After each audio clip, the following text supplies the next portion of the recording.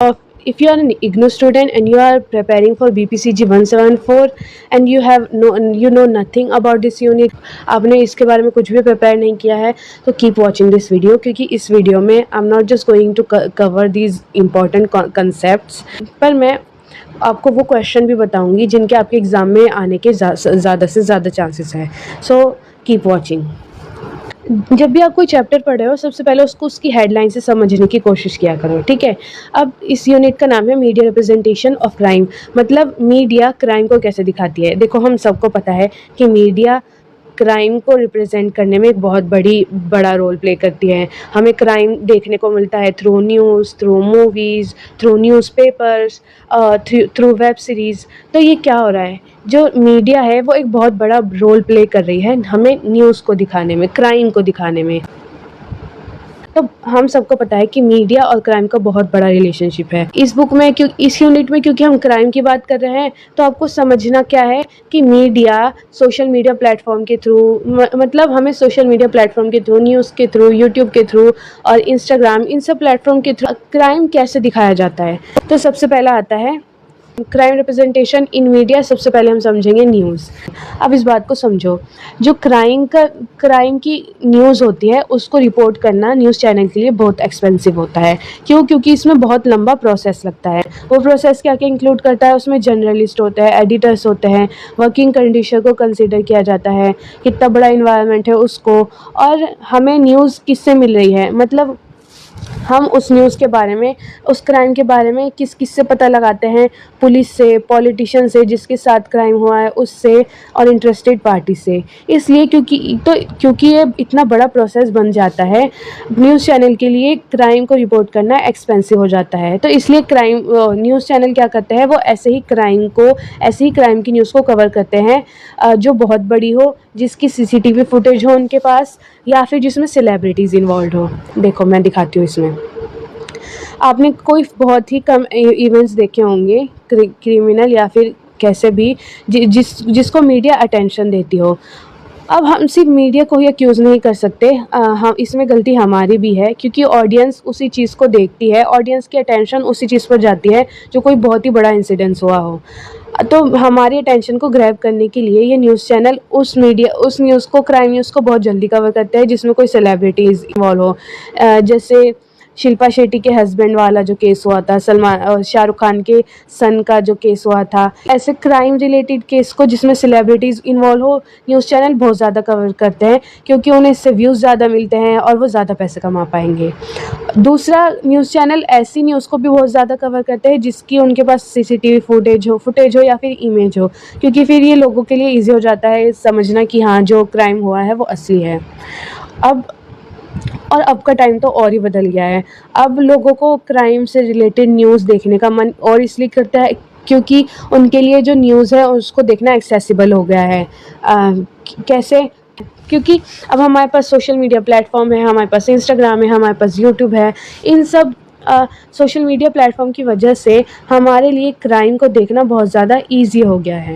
इसके कहने का मतलब ये है कि मीडिया क्राइम को कैसे कवर कर रही है, जो न्यूज़ चैनल है वो कैसे क्राइम को कवर करते हैं और उसी क्राइम को हमें दिखाते हैं।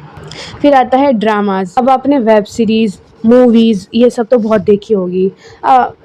इन वेब सीरीज़ में, मूवीज़ में और इन सब शॉर्ट मूवीज़ में क्राइम को कितना अच्छे से ग्लोरीफाई किया जाता है, ये मुझे बताने की भी ज़रूरत नहीं है, ठीक है। क्यों? क्योंकि ये जो मूवीज़ हैं ये इसको, क्राइम को as a source of entertainment मानती है और इसी के थ्रू उनको पैसे कमाने का बहुत बड़ा चांस मिल जाता है। New media technology in addition has made crime content accessible at the click of a button. हमारे पास अनलिमिटेड इंटरनेट होता है, हमारे पास OTT प्लेटफॉर्म है, नेटफ्लिक्स है, ये सब है। इसके थ्रू हमारे लिए क्राइम एंटरटेनमेंट देखना बहुत ज़्यादा ईजी हो गया है। तो कहने का मतलब ये है कि जो क्राइम ड्रामास है वो क्राइम को हमें ऐसे ग्लोरीफाई करके दिखाते हैं कि जैसे बहुत ज़्यादा कूल चीज़ है। तो एक मूवी है जॉन विक, ये क्राइम ड्रामा का एक बहुत अच्छा एग्जांपल है। इस मूवी में क्या होता है कि जो एक्टर होता है उसके थ्रू क्राइम को बहुत अच्छे से ग्लोरीफाई किया जाता है। कैसे? जो जॉन विक जो कैरेक्टर होता है वो बहुत बड़ा फाइटर होता है। कुछ लोग उसके कुत्ते को मार देते हैं, तो वो अपने डॉग का बदला लेने के लिए इतने सारे लोगों को मारता है और कुछ लोगों को वो पेंसिल से भी मारता है। तो मतलब आप समझ रहे हो, अगर लोग ऐसा कंटेंट देखेंगे कि लोग कुत्ते के लिए इंसानों को मार रहे हैं, तो उन ऑडियंस पे कैसा असर पड़ेगा। तो ये क्या हो रहा है, क्राइम को ये जो मूवीज़ है, ये वेब सीरीज़ है, बहुत ज़्यादा ग्लोरीफाई करके दिखा रही है। और जब हम एज अ ऑडियंस ये सब कुछ देखते हैं, तो हमारे लिए ये देखना एक इंटरेस्ट की चीज़, एक एंटरटेनमेंट की चीज़ बन जाती है, हमें ये नॉर्मल लगने लग जाता है। बहुत सारी बॉलीवुड मूवी जैसे Dhoom, Gangster, once upon a time in Mumbai, इन सारी मूवीज़ में क्राइम को बहुत ज़्यादा ग्लोरीफाई करके दिखाया गया है। नेक्स्ट है crime in media as a social construction. Media constructs the reality and articulate dominant value of the society to public. जब मीडिया हमें क्राइम दिखाती है, उसको ग्लोरीफाई करती है, हम उसको as an entertainment, as a source of entertainment perceive करने लग जाते हैं, तो मीडिया रियलिटी को रिकंस्ट्रक्ट कर रही होती है। अब तुम ही सोचो, एक आदमी को जान से मारा जा रहा है किसी मूवी में, और हम बैठ के सिनेमा हॉल में सीटी बजा रहे हैं, क्या ये राइट है? तो मीडिया यहाँ पे क्या कर रही है, मीडिया यहाँ पे मतलब सोसाइटी की जो आइडियोलॉजी है उसको कंस्ट्रक्ट कर रही है। अब ये होता कैसे है, crime in media gets represented socially through bureaucratic decision that determine which event to report and how to report them. यानी ब्यूरोक्रेटिक ग्रुप्स होते हैं जो ये डिसाइड करते हैं कि हमें कौन कौन सा इवेंट दिखाया जाएगा उस मूवी में और कौन कौन सा नहीं, और मोस्टली ये होता है न्यूज़ में। जब हम ऐसी मूवीज़ देख रहे होते हैं, तो हम रियलिटी को भी ऐसे ही मानना शुरू कर देते हैं। जब हम मूवीज़ में देखते हैं कि कोई पिट रहा है और इसको ग्लोरीफाई किया जा रहा है, तो रियलिटी में भी किसी को पीटना एक कूल थिंग है। This is something that we can also do और practice in our daily life, but this is not something that is justified. अब वो कौन से रीज़न है जिसकी वजह से क्राइम बेस्ड कंटेंट बहुत बढ़ रहा है? सबसे पहला, बिना बुक पढ़े जो आप बता सकते हो एग्ज़ाम में अगर आपका एक क्वेश्चन आया, वो ये है कि हमारे अटेंशन, हम अपनी अटेंशन उसी चीज़ को देते हैं जो बहुत ज़्यादा कूल लगती है, जो बहुत ज़्यादा ड्रामेटिक वे में दिखाई जाती है। और मूवीज़ में सबसे ज़्यादा ड्रामेटिक वे में क्राइम बेस्ड कंटेंट ही दिखाया जाता है। कैसे किसी ने किसी का मोबाइल वगैरह, किसी का कंप्यूटर हैक कर लिया, कैसे एक हीरो ने एक विलेन को पेंसिल से मारा, जैसे जॉन विक मूवी का हीरो अपने विलेन को, अपने एनिमीज को पेंसिल से मार देता है। दूसरा रीज़न है, जो ऑडियंस है उसमें कॉन्शियसनेस आ गई है। ऑडियंस को क्राइम बेस्ड कंटेंट देखना इसलिए भी पसंद होता है क्योंकि वो विजुअली बहुत ज़्यादा अपीलिंग होती है। लोगों को उसको इस वे में दिखाया जाता है कि उनकी उससे आंखें हटती नहीं। और तीसरा रीज़न ये है कि हमारी कंट्री में, हमारे आसपास सर्विलेंस कैमरास बहुत ज़्यादा बढ़ रहे हैं। जब हमारी कंट्री में इतने ज़्यादा सर्विलेंस कैमरा होंगे, तो हमें लाइव क्राइम देखने को मिलेगा।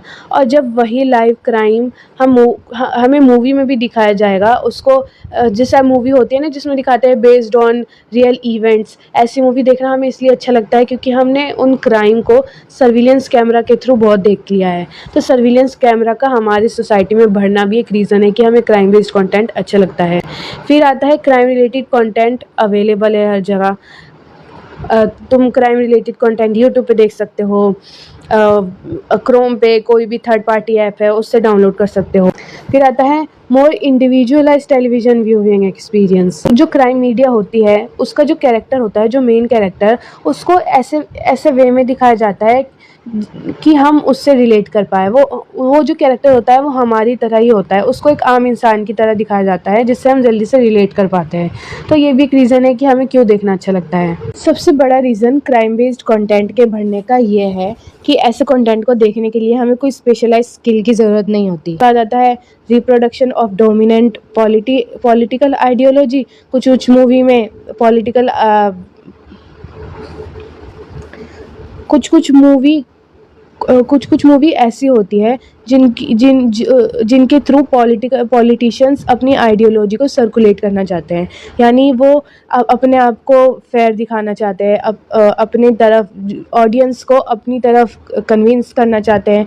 तो कोई ऐसी मूवियाँ भी होती है जिनमें पॉलिटिशियंस अपनी आइडियोलॉजी को सर्कुलेट करना चाहते हैं, जिसकी वजह से क्राइम बेस्ड कंटेंट इंक्रीज़ होता है।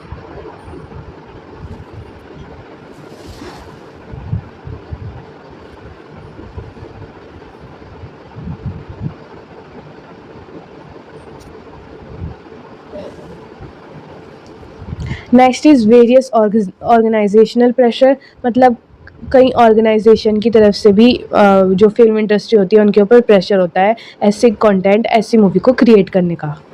अब क्राइम मीडिया के साथ कंसर्न्स क्यों हैं? क्यों ऐसा है कि इस बुक में क्राइम मीडिया को एक स्पेसिफिक स्पेस दिया गया है? तो सबसे पहला रीज़न तो ये है कि क्राइम मीडिया की वजह से जो जरर्स होते हैं उनके ऊपर इम्पैक्ट पड़ता है, क्योंकि उसमें क्राइम को इस तरह से दिखाया जाता है, जो क्राइम करने वाला होता है उसकी तरफ सिंपैथी दिखाई जाती है, तो इसका इम्पैक्ट जरर्स पे पड़ता है। सेकंड है rise of fear in crime consumer. जब भी कोई क्राइम से रिलेटेड मूवी बनाई जाती है या फिर न्यूज़ कवर की जाती है, उससे लोगों के अंदर एक डर बैठ जाता है क्राइम को देख के। इसलिए क्राइम मीडिया ऑडियंस के लिए इतनी अच्छी नहीं है, उसका प्रोडक्शन इतना ज़्यादा नहीं होना चाहिए। क्राइम मीडिया एक इमेज क्रिएट कर देती है सोसाइटी की, जो कि डिग्रेडेड होती है। मतलब वो क्राइम मीडिया सोसाइटी को ऐसे दिखाती है कि यहाँ पे सब लोग बुरे हैं, सब क्राइम करते हैं, सबकी इंटेंशन गलत है। अब ऑडियंस जो इस कंटेंट को कंज्यूम करती है वो अपनी सोसाइटी को भी रियलिटी में ऐसे ही परसीव करने लग जाएगी। क्राइम मीडिया के साथ कंसर्न्स इसलिए भी हैं क्योंकि जो हमें मूवीज़ और न्यूज़ के थ्रू क्राइम दिखाया जाता है, बहुत बार वो सिर्फ आइडियाज़ के ऊपर जनरेट होता है।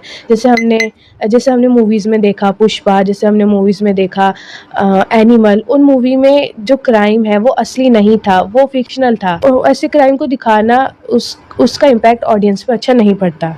जब क्राइम से रिलेटेड कंटेंट रिकॉर्डेड होता है, यानी मूवीज़ के फॉर्म में, न्यूज़ के फॉर्म में, वेब सीरीज़ के फॉर्म में, तो लोगों का उसके लिए बार बार देखना ईजी हो जाता है। और जब लोग बार बार अपने आप को ऐसे कंटेंट से एक्सपोज करेंगे तो उनकी साइकोलॉजी, वो कैसे लोगों के साथ बिहेव करते हैं, हर चीज़ पर इम्पैक्ट पड़ेगा। क्राइम कंटेंट, जो भी हम क्राइम से रिलेटेड मूवी देखते हैं, जैसे गैंग्स ऑफ वासेपुर और एनिमल, हम मूवीज़ देखते हैं, धुरंधर, इन मूवीज़ को देखने के बाद जो वल्नरेबल, जो कमज़ोर कम्युनिटीज़ होती है, जैसे वुमेन और पीपल विद मेंटल इलनेस और माइनॉरिटीज़, उनके ऊपर गलत इफ़ेक्ट पड़ता है। क्योंकि इन मूवीज़ में इन लोगों को बहुत ही नेगेटिव वे में पोर्ट्रे किया जाता है, वुमन को गलत वे में पोर्ट्रे किया जाता है, तो इनके ऊपर गलत इफ़ेक्ट पड़ता है ऐसे कंटेंट के सर्कुलेट होने की वजह से। क्राइम कंटेंट में पुलिस को नेगेटिव मैनर में पोर्ट्रे किया जाता है। ज़्यादातर बहुत सारी मूवीज़ में पुलिस को ऐसे कमज़ोर भी दिखाया जाता है कि वो किसी क्राइम को सस्पेक्ट करने में कामयाब नहीं हो सकी। क्राइम कंटेंट के साथ कंसर्न्स इसलिए भी है क्योंकि इसमें स्टीरियोटाइप बहुत होती है। जिसके साथ क्राइम हुआ होता है उसको हम ज़्यादातर मजबूर और शरीफ दिखाया जाता है, और जो क्रिमिनल होता है उसको बहुत ज़्यादा तेज़ और ऐसा दिखाया जाता है कि वो बहुत स्टोन हार्टेड है, उसमें ह्यूमन क्वालिटीज़ नहीं हैं। क्राइम कंटेंट पब्लिक के ओपिनियन को डिस्टोर्ट करता है, और क्राइम कंटेंट के साथ सबसे बड़ा कंसर्न ये है कि जब मीडिया क्राइम को इतने ग्लोरीफाई करके दिखाती है तो रियल लाइफ में लोग उस क्राइम को करने के लिए ईगर फील करते हैं। लोग सोचते हैं कि अगर हम भी ऐसा क्राइम कमिट करेंगे तो हमें भी लोग ऐसे ही देखेंगे, हमारे बारे में भी वीडियोस बनाएंगे।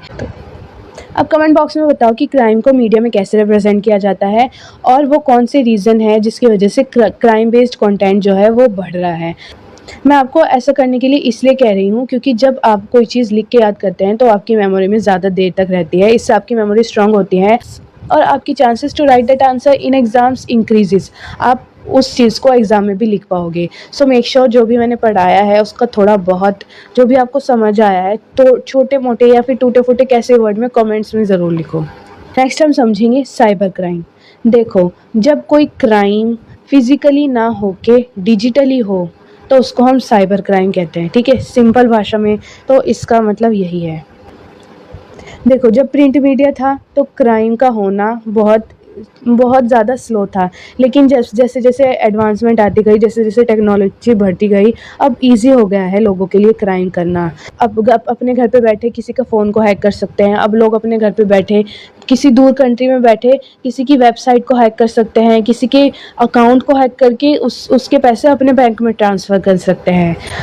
इस बुक में साइबर क्राइम को साइबर डिपेंडेंट क्राइम भी कहा गया है। वो इसलिए कहा गया है कि क्योंकि साइबर क्राइम को करने के लिए आपको किसी कंप्यूटर की या फिर किसी इलेक्ट्रॉनिक डिवाइस की ज़रूरत पड़ती है। आप किसी कंप्यूटर पे, किसी लैपटॉप पे या फिर किसी मोबाइल पर इन चीज़ों पर डिपेंडेंट होते हो, तो साइबर क्राइम को साइबर डिपेंडेंट क्राइम भी कहा गया है इस बुक में। और साइबर क्राइम में क्या-क्या आता है, स्प्रेडिंग वायरस, यानी किसी के फ़ोन में वायरस स्प्रेड कर देना, हैक कर लेना, किसी का पासवर्ड हैक कर लेना।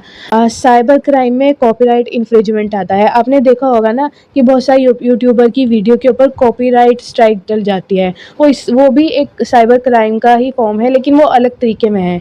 ऐसा इसलिए होता है क्योंकि वो लोग किसी की ऑथेंटिक जो वो लोग ऐसी वीडियो यूज़ कर लेते हैं जो किसी और की होती है, यानी किसी और की वीडियो अगर आप अपने कंटेंट में यूज़ करोगे तो आपके ऊपर कॉपीराइट स्ट्राइक आ जाता है यूट्यूब की तरफ से। तो साइबर क्राइम में हो क्या रहा है? साइबर क्राइम में जो कंप्यूटर है वो एक एज़ एन एजेंट काम करता है, हमें हेल्प करता है, फैसिलिटेट करता है क्राइम करने में, साइबर क्राइम करने में, किसी का पासवर्ड हैक करने में। हाँ, अब जब से डिजिटल ट्रांसफॉर्मेशन हो रहा है, ये डिजिटल इवोल्यूशन हो रहा है, इसकी वजह से साइबर क्राइम होने के चांसेस बहुत ज़्यादा बढ़ रहे हैं। कैसे? देखो मैं समझाती हूँ। पहले के टाइम पर हमारे पास ये ऑप्शन नहीं होते थे कि हम ऑनलाइन शॉपिंग कर लें या फिर ऑनलाइन फूड ऑर्डर कर लें। अब क्या हो रहा है, अब ई-कॉमर्स वेबसाइट आ गई है, जैसे अमेज़न, फ्लिपकार्ट, और फूड डिलीवरी ऐप भी आ गई है जैसे स्विगी, ज़ोमैटो, और बहुत सारी ऐप आ गई है। और फिर 2020 के बाद डीमोनेटाइजेशन के बाद हमारे पास यूपीआई का भी ऑफ़र आया। यूपीआई का भी एक फीचर आया। पहले हम पेमेंट करते थे वो कैश के थ्रू करते थे, अब हम अपने फ़ोन से कर सकते हैं। अब ये जो डिजिटल ट्रांसफॉर्मेशन हो रहा है ना, इसकी वजह से साइबर अटैक होने के चांसेस बहुत ज़्यादा बढ़ रहे हैं। कैसे? देखो, ये जो फूड डिलीवरी ऐप होती है ना, आप जब भी कोई फूड ऑर्डर करते हो, जब भी कोई मेकअप का प्रोडक्ट सर्च करते हो अमेज़न पे या फ्लिपकार्ट पे, तो ये कंपनी आपका डेटा स्टोर कर लेती है। ये डेटा आपका स्टोर करने के बाद आपका जो ब्राउज़र होता है, आपको जो सर्च हिस्ट्री होती है, ये एक दूसरे को बेच देते हैं, और उसके थ्रू ये आपको आपके जो फ़ेवरेट प्रोडक्ट होते हैं वो रिकमेंड करते हैं। ऐसे ही यूट्यूब का एल्गोरिदम काम करता है और ऐसे ही इंस्टा का एल्गोरिदम काम करता है।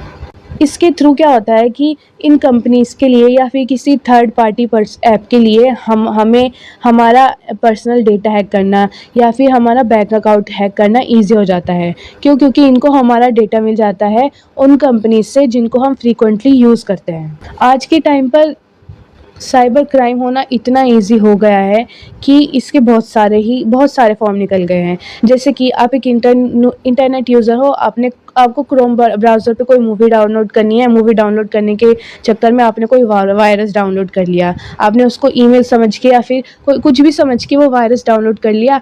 अब वो आपके लैपटॉप को उससे आपका लैपटॉप ख़राब हो सकता है या फिर आपके लैपटॉप का डेटा वो सब कुछ उड़ सकता है। अब आज के टाइम में हमने बहुत सुना है कि हमें अपना ओटीपी किसी के साथ शेयर नहीं करना चाहिए।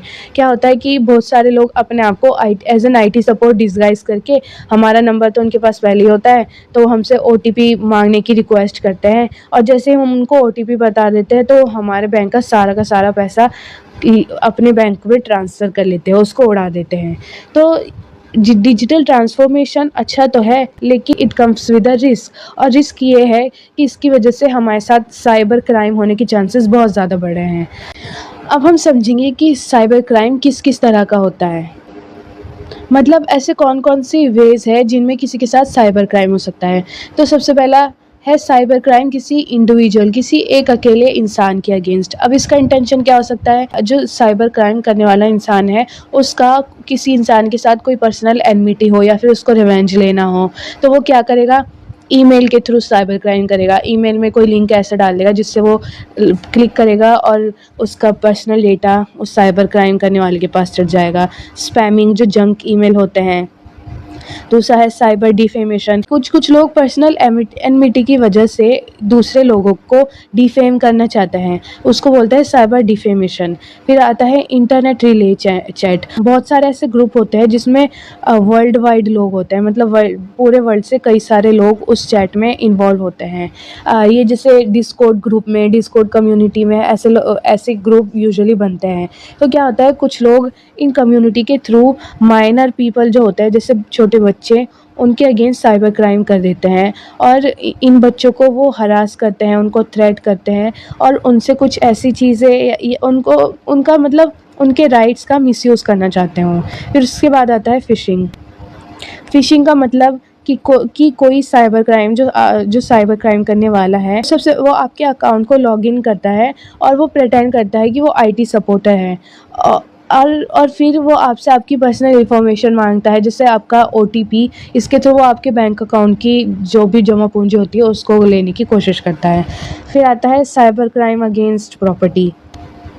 ये वाला जो साइबर क्राइम होता है वो बड़ी-बड़ी कंपनीज़ के अगेंस्ट होता है। इसमें आता है इंटेलेक्चुअल क्राइम्स ऑफ कॉपीराइट, यानी जो ऑथेंटिक, जिनके पास किसी कंटेंट का, किसी चीज़ का ऑथेंटिक राइट होता है, उन कंपनी के अगेंस्ट होता है। इसमें क्या-क्या आता है, सॉफ्टवेयर पायरेसी यानी अनऑथराइज्ड कॉपिंग। जब कोई किसी के कंटेंट की या फिर किसी के प्रोडक्ट की अनऑथराइज्ड कॉपिंग कर लेता है तो उसको भी साइबर क्राइम में इंक्लूड किया जाता है। ट्रेडमार्क इन्फ्रिंजमेंट, कॉपीराइट इन्फ्रिंजमेंट जैसे मैंने अभी बताया। फिर आता है साइबर क्राइम अगेंस्ट ऑर्गेनाइजेशन। इसमें आते हैं अनऑथराइज्ड चेंजिंग। इसमें क्या-क्या आता है कि जो इंसान आप साइबर क्राइम कर रहा है वो पूरी ऑर्गेनाइजेशन के साथ कर रहा है, और वो क्या करना चाहता है, वो उस ऑर्गेनाइजेशन का या तो डेटा चेंज करना चाहता है या फिर उसको डिलीट करना चाहता है, या फिर वो उनकी कॉन्फिडेंशियल इन्फॉर्मेशन को रखना चाहता है। कॉन्फिडेंशियल इन्फॉर्मेशन कंपनीज़ के लिए, ऑर्गेनाइजेशन के लिए बहुत ज़रूरी होती है। ये ऐसी होती है कि वो किसी के साथ शेयर नहीं करना चाहती। ऑर्गेनाइजेशन के अगेंस्ट जो साइबर क्राइम होता है उसमें आता है उनके सर्वर को अटैक कर लेना, यानी सर्वर वो होते हैं जिसके थ्रू उनका पूरा सिस्टम चलता है। ईमेल बॉम्बिंग, यानी उनके ईमेल बॉक्स में ईमेल सेंड करते रहना। इससे उनका जो ईमेल होता है वो जीमेल परमानेंटली ब्लॉक कर देता है। इसके बाद उनका इंटेंशन हो सकता है उनका ऑनलाइन डेटाबेस को अटैक करना और उसको करप्ट कर देना। फिर उसके बाद आता है साइबर क्राइम अगेंस्ट सोसाइटी। इसमें आता है making false document, signature, currency और रेवेन्यू। यानी कुछ लोग ऐसे होते हैं जो हमारी सोसाइटी में जो लोग होते हैं जो पढ़े लिखे नहीं होते हैं, उनके अगेंस्ट साइबर क्राइम करते हैं। जैसे प्रॉपर्टी के जाली डॉक्यूमेंट बना के उनको बेच देते हैं। तो ये सारी चीज़ें भी साइबर क्राइम में आती हैं। अब हम समझते हैं कि साइबर क्राइम के मोटिव क्या होते हैं। तो जैसे हमने पहले बताया, कोई इंसान साइबर क्राइम करता है उसका इंटेंशन या तो ये हो सकता है, सबसे बड़ा इंटेंशन ये है कि उसको पैसा चाहिए। वो किसी का बैंक अकाउंट एक्सेस करके OTP मांग के उसके पैसे को हड़पना चाहता है, उसको पैसे को लेना चाहता है। फिर दूसरा इंटेंशन हो सकता है कि जो इंसान साइबर क्राइम कर रहा है उसके साथ कुछ ऐसा हुआ है कि वो उसके अगेंस्ट प्रोटेस्ट करना चाह रहा है, और as a form of protest वो साइबर क्राइम कर रहा है। ठीक है। कुछ लोग मेंटली डिस्टर्ब होते हैं और वो अपने आप को प्लीज़ करने के लिए भी साइबर क्राइम कर सकते हैं। कुछ लोग किसी से रिवेंज लेने के लिए साइबर क्राइम कर सकते हैं। कुछ लोग साइबर क्राइम इसलिए करते हैं क्योंकि वो लोगों को डराना चाहते हैं, लोगों में वो अपनी रिस्पेक्ट गेन करना चाहते हैं और अपना डर बिठाना चाहते हैं। कुछ लोग सिर्फ़ और सिर्फ बोर्डम से डील करने के लिए साइबर क्राइम करते हैं। तो आप देख रहे हो किस तरह के लोग एग्जिस्ट करते हैं हमारी दुनिया में। जो लोग साइबर क्राइम करते हैं उनका टारगेट कौन होता है? तो इसमें सबसे पहले आते हैं यंगर लोग, माइनर पीपल, बच्चे, और वो इंसान जो इंटरनेट पे हमेशा लगा रहता है। उसके बाद आते हैं जो लोग स्मार्टफ़ोन बहुत ज़्यादा यूज़ करते हैं, और उसके बाद आता है जो लोग पब्लिक वाईफ़ाई सिस्टम यूज़ करते हैं। मतलब आप किसी बड़ी जगह पे गए या फिर किसी एयरपोर्ट पे गए, वहाँ का आपने वाईफ़ाई डाउनलोड कर लिया, तो वो ऐसे लोगों को ढूँढता है साइबर क्राइम करने के लिए। अब हम देखेंगे कि साइबर क्राइम करता कौन है, वो ऐसे कौन से लोग होते हैं, उनकी कौन सी मेंटालिटी होती है या फिर कौन से रीज़न होते हैं जिसकी वजह से वो साइबर क्राइम कमिट करते हैं। सबसे पहले होता है स्क्रिप्ट किडीज़, मतलब वो लोग जिनके पास ज़्यादा स्किल नहीं होती, किसी टूल को यूज़ करने के लिए वो दूसरों पर डिपेंडेंट होते हैं। उसके बाद आता है साइबर पंक वो लोग होते हैं जिनका इंटेंशन ही ये होता है कि वो दूसरों को अटैक करें। फिर उसके बाद आता है इंटरनल्स का मतलब वो लोग जो किसी कंपनी के अंदर काम कर रहे हों और वो उसी कंपनी के ऊपर साइबर अटैक कर रहे हैं। इसमें हम उन लोगों का एग्जांपल भी ले सकते हैं जो एम्प्लॉयज़ होते हैं और वो किसी कंपनी में काम कर रहे होते हैं और वो उस कंपनी से सेटिस्फाइड नहीं होते, या तो उनको अच्छा पे नहीं किया जाता, तो वो लोग रिवेंज लेने के लिए साइबर क्राइम कर देते हैं। फिर उसके बाद आता है कोडर जो साइबर क्राइम करते हैं वो साइबर क्राइम नहीं करते, वो इसको एज अ स्किल सीखते हैं, वो प्रोग्रामर होते हैं। तो अगर हम कोडर को देखें तो वो अगर साइबर अटैक करें तो वो किसी गलत इंटेंशन से नहीं कर सकते। फिर इसके बाद आता है ओल्ड गार्ड हैकर, बल्कि वो किसी वेबसाइट में वल्नरेबिलिटीज़ ढूंढ रहे होते हैं। वल्नरेबिलिटीज़ का मतलब किसी साइट में एरर्स या कमज़ोरी जिसके थ्रू कोई और इंसान साइबर अटैक ना कर सके, क्योंकि यूजुअली उन्हीं वेबसाइट को साइबर अटैक किया जाता है जो जिनमें वल्नरेबिलिटीज़ होती है। फिर उसके बाद आता है प्रोफेशनल क्रिमिनल्स और फिर उसके बाद आता है साइबर टेररिस्ट।